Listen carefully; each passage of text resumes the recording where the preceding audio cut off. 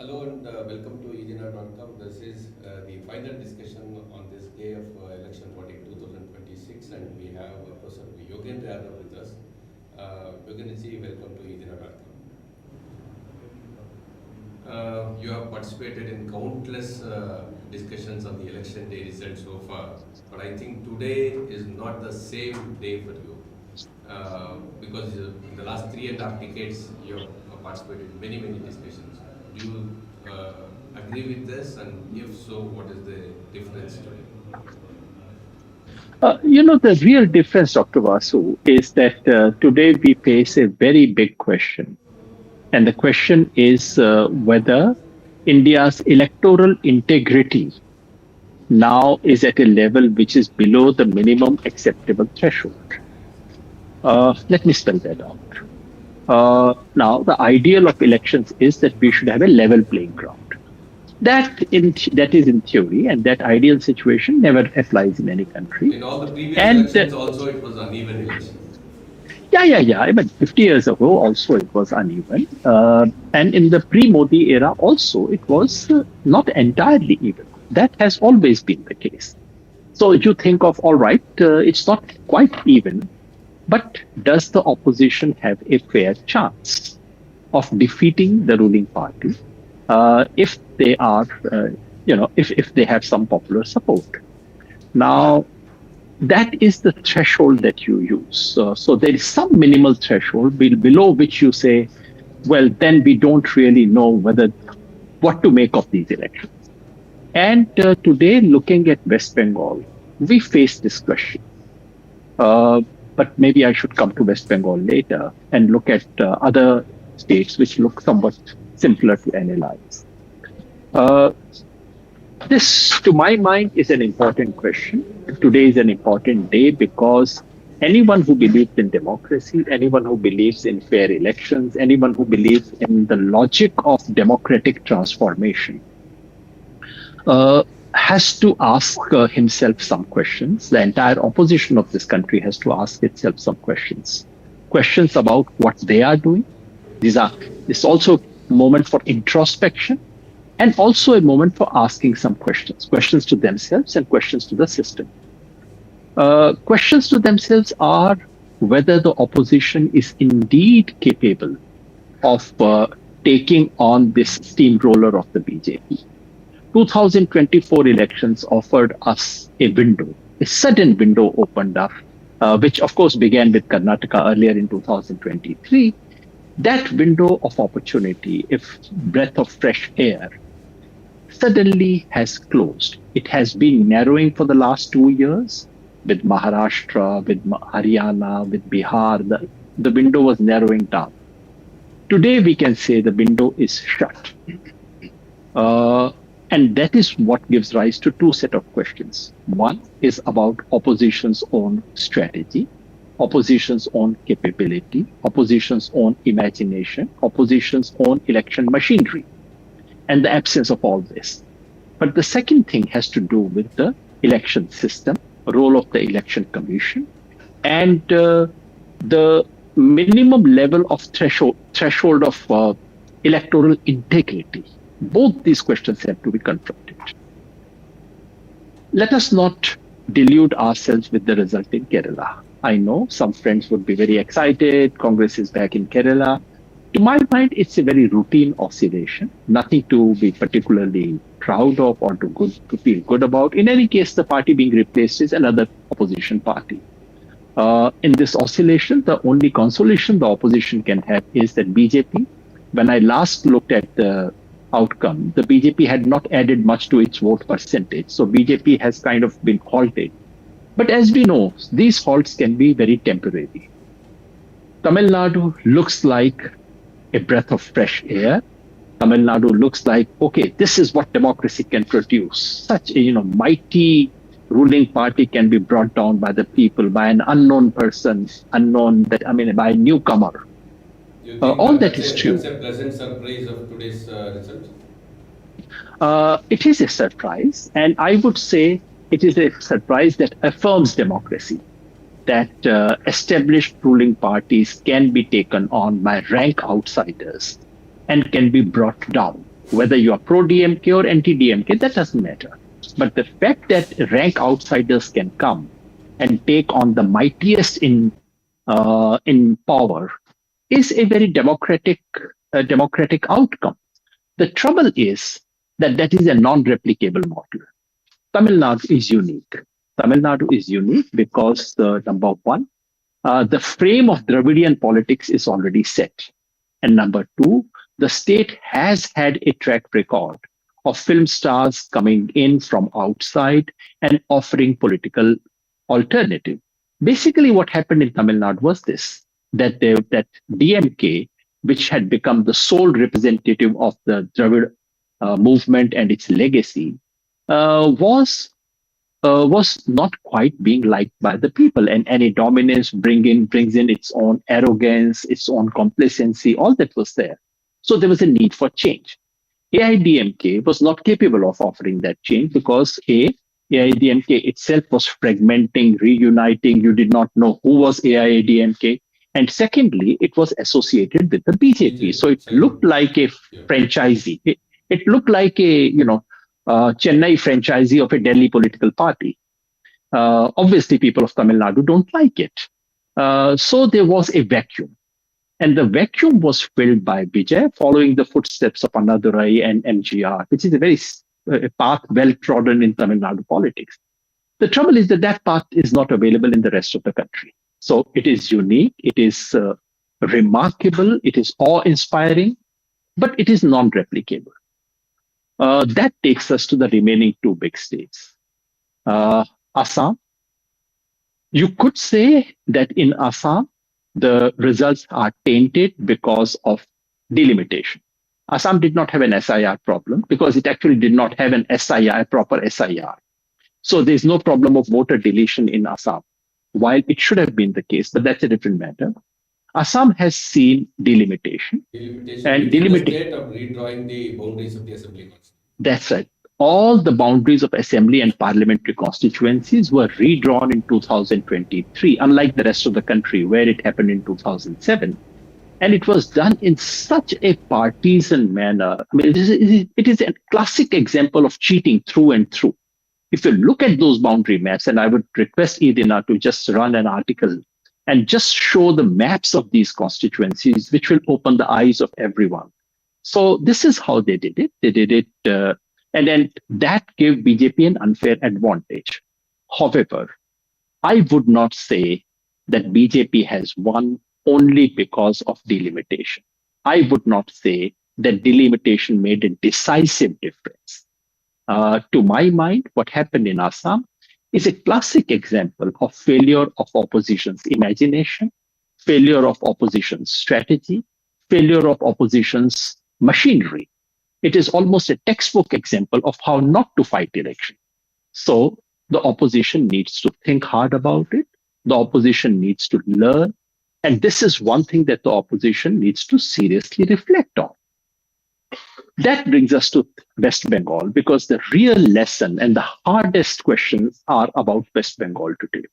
What we have witnessed is the much awaited conquest of Bengal, which is what BJP wanted. Because this is not so much election. This is the Ashwamedha Yagya, which is taking place. And Bengal is where the horse was stopped. And what we have witnessed today is that juggernaut has rolled over Bengal as well. Now, that's possible. In democracy, these things do happen. And let us be honest, it could not have happened if there was no resentment, unhappiness with the ruling party. TMC has been ruling for the last 15 years.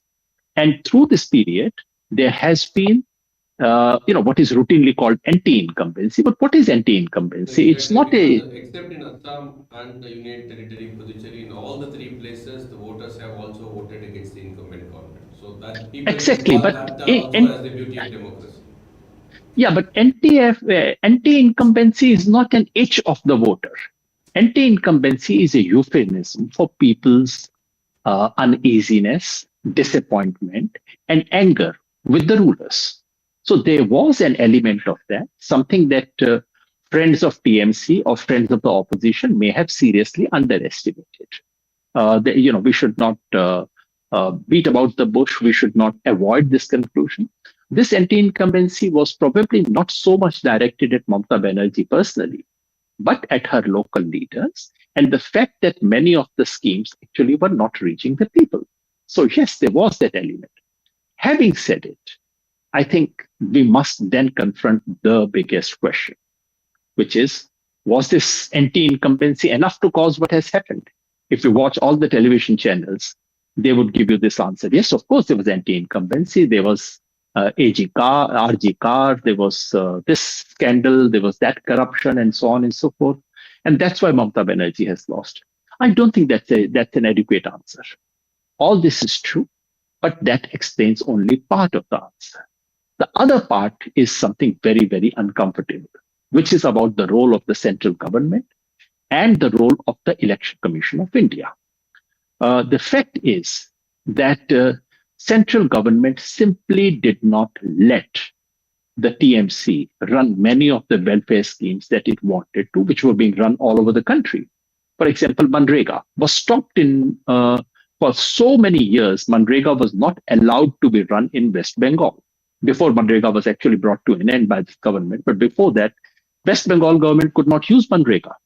The Pradhan Mantri Gram Awas Yojana was also stopped in West Bengal.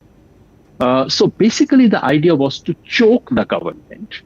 Every other government has the resources, even if their budget does not allow, to offer a bribe of 10,000 rupees just a few weeks before election. West Bengal has no such thing. I'm not saying West Bengal should have bribed. All I'm saying is, compared to every other state, West Bengal has been put to a special disadvantage because of the role of the central government. Then comes the role of the EC and the extraordinary way in which the election is conducted. BJP launches a campaign of vicious communal hatred, the kind of advertisements BJP issued, the kind of public statements that it made. This morning, Suvendu Adhikari was being interviewed on some television channel, and I had to watch it. In 10 minutes interview, Suvendu Adhikari spoke of Hindu-Muslim at least 15 times. Now, so you launch this kind of a campaign, which is illegal, which is against any democratic practice, which should have been stopped by the Election Commission. Commission doesn't stop. The Commission does everything possible to help the BJP, including the officials that are brought out from outside, including the role of the Central Security Forces, and so on and so forth. But the biggest issue of them all is SIR. Please remember, and I want all your viewers to understand, that SIR in Bengal was different from SIR in any other state of the country. All over the country, large number of names have been deleted because they were absent, dead, shifted, or they were duplicate. In Bengal, also 58 lakh names were deleted because of that. In the rest of the country, once those names are deleted, then corrections were made and the number of deleted names were brought down in every single state. In Tamil Nadu, for example, from 97 lakh, the deletions went down to 73 lakhs. Only in West Bengal, after the first round, the deletions went up from 58 lakhs to 90 lakhs. So additional 32 or 33 lakh names have been deleted in West Bengal. Now remember, these are names of persons who have filled an enumeration form, who have gone for a hearing, who have submitted their documents. In most cases, they have given either a metric certificate or a birth certificate, sometimes PAN card. And in a large number of cases, they have submitted their passport of India, yet their names have been struck off. This is the unusual thing about Bengal. And now we know that much of these things were targeted, that about 2/3 of these names are Muslims, although in Bengal's population, only a little more than quarter are Muslims. We know that this is happening in TMC areas. So as right now, as we are talking, the BJP's lead over the TMC is a little over 4%. And the number of names that have been deleted, if you take 33 lakh names as the standard of deletion, then we are looking at about 5.5% of deletions. So the question is, If the Election Commission had allowed the 27 lakh names, or ideally the 32 lakh names, which were deleted post the first list, what would be the outcome? That is a question that is bound to be asked, because earlier we were speaking of vote chori. This one looks like election chori. Again, let me underline, I'm not saying that there was no anti-incumbency. But when you try to explain something, you look at the operational reason. You say, okay, in the absence of this, would the result have been different? And it clearly seems that SIR and the role of the Election Commission was that determining factor which made all the difference. And that forces the opposition to think very hard. The question now is, have we fallen below the minimum acceptable threshold of electoral integrity? We were never 100% clean, but have we now fallen below the pass mark? How does the opposition not end up legitimizing election results which have been pre-decided without seeming to run away from the battleground? How does where and when does the opposition draw the line? If not now, if not in the case of West Bengal? These are the difficult questions that we need to think about. Yogendraji, you were the person who alerted everybody about SAR in Bihar. You conducted Jansunwise there, you went to the Supreme Court, but where do you think that the opposition parties went wrong? Starting Well, from it's not just Bihar the to West opposition. Bengal.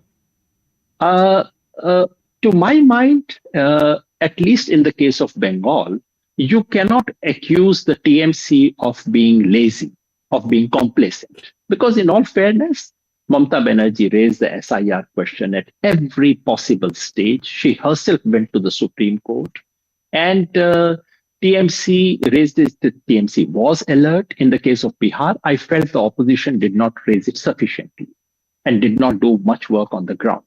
In the case of Bengal, you cannot say that the opposition did not raise it. They raised it sufficiently. They were very uh, powerful in raising it. I really wish the entire opposition in the entire country should have raised it as powerfully as it was raised in the case of West Bengal. But in general, we should speak of the Supreme Court as well, because it's not just the Election Commission which let that happen. Unfortunately, the Supreme Court also put its seal on the deletion of these 27 lakh people. The same Supreme Court, which was so kind, so generous, so liberal about allowing people to vote in the Supreme Court Bar Association. The Supreme Court said that even those people whose names were added, whose names were added after the last date, they should also be allowed to vote, because the delay was not their own fault. But the same Supreme Court could say to 27 lakh people, it's all right if you don't get to vote this time, you'll get to vote next time. Yeah. So that's a shocking part of how can a Supreme Court say something of this kind? And that, I'm afraid, is a question that is bound to be posed, because in the course of hearing, the honorable judge had speculated what would happen if in one case the total number of votes deleted are more and the margin of victory is less. Now we could actually almost face the same situation at the level of the entire state, because at least as of now, the margin of victory and the number of votes deleted appears to be about the same.